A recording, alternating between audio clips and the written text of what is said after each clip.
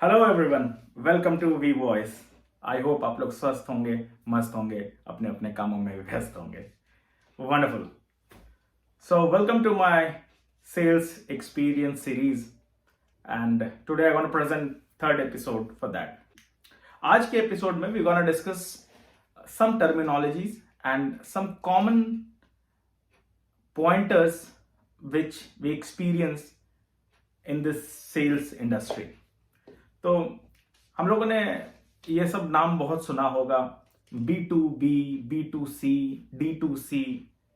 ये सब क्या होता है? I mean, what is actually this kind of a sales? Business to business, that is B2B, B2C, business to consumer। आजकल एक नया चल रहा है D2C, direct to consumer। So what are these kind of a sales? Because when you step into sales industry, you are often asked this kind of a questions that what kind of experience you hold. Do you have an experience for B2B, large enterprise client? Do you have an experience for B2C? आजकल shark tank वार्क tank आने के बाद do you have a hold of D2C? Have you cracked D2C? So ये तरह का चीजें हमेशा आपको सुनने को मिलता है। So we'll discuss on this all terminologies. Come to the point. What is B2B? So B2B उस तरह के सेल्स को कहते हैं, B2B सेल्स, जहां पे बिजनेस किसी दूसरे बिजनेस को अपना प्रोडक्ट या सर्विसेज बेचता है। सो फॉर एन एग्जांपल, मेरी कंपनी एक आईटी सॉफ्टवेयर में डील करती है। सो मैं आईटी सॉफ्टवेयर, ये सॉफ्टवेयर किसी और कंपनी को बेचता हूं, दो इट बी एनी कंपनी, वो कोई गाड़ी बनाने की कंपनी हो या फोन बनाने की कंपनी हो या आईटी कंपनी हो या सॉफ्टवेयर की कंपनी हो या कपड़ा बनाने की कंपनी हो, it does not matter to me, but वो एक कंपनी है। So that is B2B।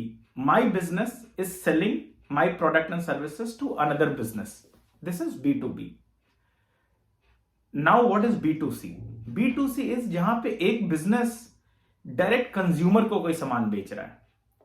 Anything, just an example, mobile phone company वाले डायरेक्ट हम तक वो माल बेच रहे हैं। वी आर द कंज्यूमर, हम डायरेक्ट दुकान में जाके वो सामान को खरीद रहे हैं।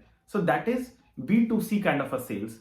सो जहां पर B2C सेल्स होता है वहां पे कंज्यूमर्स बहुत ज्यादा होते हैं। जहां पे B2B सेल्स होता है वहां पे कंज्यूमर्स कम होते हैं। बिकॉज कंपनीज कितने होंगे? 140 करोड़ तो नहीं होंगे ना। लेकिन B2C में क्या है कि 140 करोड़ ऑडियंस है, अगर मैं इंडिया के मार्केट की बात कर रहा हूं तो।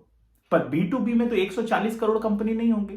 सो B2B जहां पे सेल्स होता है वहां पे टारगेट ऑडियंस कम होता है, और B2C सेल्स में टारगेट ऑडियंस हमेशा ज्यादा रहेगा। B2C बिजनेस डायरेक्ट कंज्यूमर्स को अपना माल बेच रहा है। कंज्यूमर्स को अगर अपना माल बेच रहा है तो उसके पास टारगेट ऑडियंस बहुत ज्यादा है।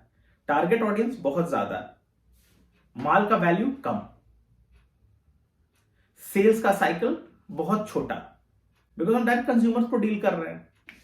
सो B2B, बिजनेस टू बिजनेस में एक बिजनेस अपना माल, अपना प्रोडक्ट या सर्विसेज किसी दूसरे बिजनेस को बेचती है, मींस किसी दूसरे कंपनी को बेचती है। अब इसमें क्या होता है कि सेल्स का साइकिल लंबा होता है, बिकॉज डायरेक्ट कंज्यूमर को तो बेच नहीं रहे हैं, कंपनीज को बेच रहे हैं। इस तरह के सेलिंग को एंटरप्राइज सेलिंग भी कहते हैं, जहां पे हम लार्ज वैल्यू डील करते हैं पर सेल्स साइकिल लंबा होता है। एक दिन में ऐसी सेल्स नहीं होती है, इसमें महीनों लगते हैं, 2 महीने 6 महीने भी लगते हैं बड़े ऑर्डर्स को एग्जीक्यूट करने में। इस तरह के सेलिंग को हम एंटरप्राइज सेलिंग भी कहते हैं। सो B2B सेल्स हमेशा एक बिजनेस दूसरे बिजनेस के साथ करती है, जिसकी सेल्स साइकिल लंबी होती है और टारगेट ऑडियंस कम होता है, पर सेल्स की वैल्यू ज्यादा होती है। और B2C में सेल्स साइकिल बहुत छोटा होता है। सिम कार्ड बेचना, B2C, रोज 100 सिम कार्ड बेचते हैं, इसलिए उसमें कंज्यूमर्स को हम डायरेक्ट बेचते हैं। उसकी सेल्स की वैल्यू भी कम होती है, छोटी होती है। कितने की होती है सिम कार्ड? 100 रुपए की सिम कार्ड से, या किसी भी तरह की इन तरह की चीजों को जो हम डेली लुक अराउंड कहते हैं, चिप्स का पैकेट हो गया, बिस्किट हो गया, I mean anything like that, these are all B2C। क्योंकि हम कंज्यूमर है, हम जो भी खरीद रहे हैं वो समझ लो कि हमारे लिए बन रहा है, B2C। पर B2B तो कुछ सेलिंग हो रही है। बड़े बड़े कंपनीज का आप नाम सुनते हैं कि माइक्रोसॉफ्ट ने इतने 1000 करोड़ की डील की। इतने 1000 करोड़ की डील की तो मेरे साथ थोड़ी ना की, पर वो किसके साथ की? भारत सरकार के साथ की, रेलवेज के साथ की, किसी और कंपनीज के साथ की। उस तरह की जो सेल्स हुई उसको B2B कहते हैं। और वो एक दिन में तो हुआ नहीं 1,000 करोड़ का डील, उसको लगे हुए हो सकता है 6 महीने हो गए होंगे। तो उस तरह की जो सेलिंग करता है वो सेल्समैन को कहते हैं एंटरप्राइज सेल्समैन, या उसको कहते हैं एंटरप्राइज सेलिंग, और उसको कहते हैं B2B सेलिंग। और जो सामान हम खरीद रहे हैं, शायद दुकान में जाके कपड़े खरीद रहे हैं, खाने की चीज खरीद रहे हैं, कोई भी ऐसा सामान जो हम कंज्यूमर्स खरीद रहे हैं वो B2C। और वो उस तरह की चीजों को जो बेच रहा है उसको हम कहते हैं रिटेल सेल्स या retail salesman. So these are the difference between different sales professionals as well. So अगर हमको सेल्समैन बनना है, so we have to understand what kind of a selling skill I have. अगर हमको एंटरप्राइज सेल्स में जाना है और B2B सेलिंग करनी है तो हमारे अंदर बहुत ज्यादा पेशेंस की जरूरत है, क्योंकि B2B सेल्स एक दिन में नहीं होता है। B2B सेलिंग में बहुत ज्यादा स्ट्रेटेजीज की जरूरत पड़ती है, जहां पे हम किसी अकाउंट को आइडेंटिफाई करते हैं, उसकी प्रोस्पेक्टिंग करते हैं, वहां पे अकाउंट्स को मैपिंग करते हैं, उसकी की स्टेक होल्डर्स के साथ रिलेशनशिप डेवलप करते हैं, डेमोज करते हैं, प्रूफ ऑफ कॉन्सेप्ट देते हैं। उसके बाद कमर्शियल स्टेज पे बात होती है और उसके बाद हजारों करोड़ की डील होती है, जो हम न्यूज़पेपर में पढ़ते हैं कि आज इस कॉर्पोरेशन ने इस कॉर्पोरेशन के साथ 10,000 करोड़ का डील साइन किया। सो इस तरह के सेल्स को कहते हैं एंटरप्राइज सेलिंग, और इस तरह के सेल्समैन को कहते हैं एंटरप्राइज सेलर या एंटरप्राइज सेल्समैन। पर जो मॉल में सेल्स कर रहा है, जो लैपटॉप बेच रहा है, जो मोबाइल फोन बेच रहा है, जो सिम कार्ड्स बेच रहा है, जो वो भी सेल्स है, but those are retail sales. उसमें क्या है, शॉर्ट वैल्यू सेल्स है, तुरंत हो रही है, सेल साइकिल बहुत छोटा है, प्रोडक्ट की वैल्यू भी छोटी है, पर वॉल्यूम बहुत ज्यादा है। एक बार में 1,000 पैकेट चिप्स बिक रहा है, लेकिन एक बार में बड़े मल्टीनेशनल कंपनी का 1,000 लाइसेंस सॉफ्टवेयर थोड़ी बिक रहा है एक दिन में। सो उनकी वॉल्यूम कम है। Now again there comes a new kind of a ghost, D2C। ये एक नया आया है आजकल आफ्टर शार्क टैंक कि यार D2C क्या हुआ, जिसमें डायरेक्ट टू कंज्यूमर। अब आप कहेंगे सर B2C तो बिजनेस टू कंज्यूमर, आपने कहा B2C, अब ये D2C अलग क्या है? देखो B2C में अभी भी मिडिल मैन है। B2C क्या हुआ, B2C हम अभी भी दुकान में जाके खरीद रहे हैं, है ना? तो दुकान में खरीद रहे हैं तो उसमें डिस्ट्रीब्यूशन नेटवर्क है, कहीं ना कहीं कोई डिस्ट्रीब्यूटर है, कोई होलसेलर है, उसके बाद रिटेलर के पास आया और रिटेलर से हम खरीद रहे हैं। D2C में क्या होता है कि हम ऑनलाइन प्लेटफॉर्म के थ्रू या वेबसाइट के थ्रू डायरेक्टली खरीद रहे हैं। सो ये Amazon, फ्लिपकार्ट, इसमें क्या है, सेलर डायरेक्टली अपने आप को लिस्ट कर रहा है और बेच रहा है, और हम डायरेक्टली एज ए कंज्यूमर्स को खरीद रहे हैं। तो इसमें मिडिल मैन नहीं है, इसलिए इसमें डिस्काउंटिंग्स बहुत ज्यादा है। आप देखते होंगे कि common example mobile phones and all, Amazon या फ्लिपकार्ट में अगर वो किसी एक्स प्राइस पे दिखा रहा है और शॉप में उसका 500,000 रुपए ज्यादा रहता है, आप शॉप वाले से लड़ते हो कि यार Amazon पे दिखा रहा है, तो वो कहेगा कि मैं उसको मैच नहीं कर सकता हूं सर, उसका माल खराब भी हो सकता है, फलना होता है, उसमें तो ईंट पत्थर भर के आती है। तो वो सब कहानी है। एक्चुअली में क्या है कि वहां पे वो डायरेक्टली आपको बेच रहा है, उसमें मिडिल मैन है ही नहीं कोई। शॉप से अगर हम किसी चीज को खरीद रहे हैं तो उसमें एक मिडिल मैन की इन्वॉल्वमेंट है, वहां पे एक सप्लाई चेन लॉजिस्टिक्स मैनेजमेंट है, जहां पे एक डिस्ट्रीब्यूटर होगा, डिस्ट्रीब्यूटर एक रिटेलर के पास जाएगा, रिटेलर के पास हमको देगा, तो वहां पे वो एक सर्टेन कमीशन मार्जिन है, उनके पास एक सर्टेन कमीशन मार्जिन है, फिर एक हमारे पास आते आते उस प्रोडक्ट की वैल्यू बढ़ गई, क्योंकि चेन में 3 लोग और हैं। D2C में क्या होता है कि हम डायरेक्टली कंज्यूमर को बेच रहे हैं, हम एक माल बनाए अपने वेबसाइट के थ्रू बेच रहे हैं, फ्लिपकार्ट के थ्रू बेच रहे हैं। सो वहां पे वो बीच में मिडिल मैन हट जाता है, that is direct to consumer. इसी को कहते हैं D2C। It is actually a part of B2C, you can say the extended version of B2C। वो B2C का ही एक्सटेंडेड वर्जन है, नथिंग एल्स। हाँ, उसमें लॉजिस्टिक्स का कॉस्ट बच जाता है, सप्लाई चेन का कॉस्ट बच जाता है, ऑपरेशंस का कॉस्ट बच जाता है, इसलिए उसमें प्रोडक्ट में मार्जिन ज्यादा मिलता है, और मार्जिन स्टार्टअप्स अपने पास रखते नहीं है, तो इसलिए प्रोडक्ट का दाम घटा देते हैं, तो हमको सस्ते में मिल जाता है। स्टार्टअप्स के पास फंडिंग होती है।